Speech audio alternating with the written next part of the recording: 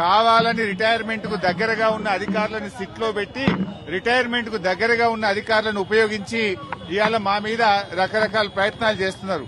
నేను మాత్రం ఒక్కటే చెప్పదలుచుకున్న అధికారులకు, మీరు అన్యాయంగా వ్యవహరిస్తే, అక్రమంగా వ్యవహరిస్తే, మీరు ఉద్దేశపూర్వకంగా మమ్మల్ని ఇబ్బంది పెట్టాలని ప్రయత్నం చేస్తే, మీరు రిటైర్ అయిన తర్వాత కూడా ఏ పొక్కలో దాక్కున్నా, సప్త సముద్రాల బయట ఉన్నా మిమ్మల్ని పట్టుకొచ్చి విచారిస్తాము. ఎవరిని వదిలిపెట్టే ప్రశ్నే లేదు. చట్టాన్ని అతిక్రమించినా, న్యాయబద్దంగా వ్యవహరించకపోయినా, ఉద్దేశపూర్వకంగా తప్పుడు ప్రచారం చేసినా, తప్పుడు లీకులు ఇచ్చిన పోలీసు అధికారులను వదిలిపెట్టే ప్రశ్నే లేదు. అంతకంతకు అనుభవిస్తారు. జాగ్రత్త, ఆలోచించుకోండి. రిటైర్ అయినాక మీకు ప్రభుత్వం రేపు వచ్చే బీఆర్ఎస్ ప్రభుత్వం కూడా మీకు సహకరించదు. మీ సొంత డబ్బులతో సొంత లాయర్లను పెట్టుకుని మీరు కేసులు వాదించుకోవాల్సి వస్తుంది. అన్ని దృష్టిలో పెట్టుకుని న్యాయబద్దంగా వ్యవహరించండి, చట్టబద్దంగా వ్యవహరించండి. రేవంత్ రెడ్డి దావోస్కెళ్లి ఆయన ఇచ్చే డైరెక్షన్ లో కాదు, మీరు చట్ట ప్రకారంగా వ్యవహరించండి.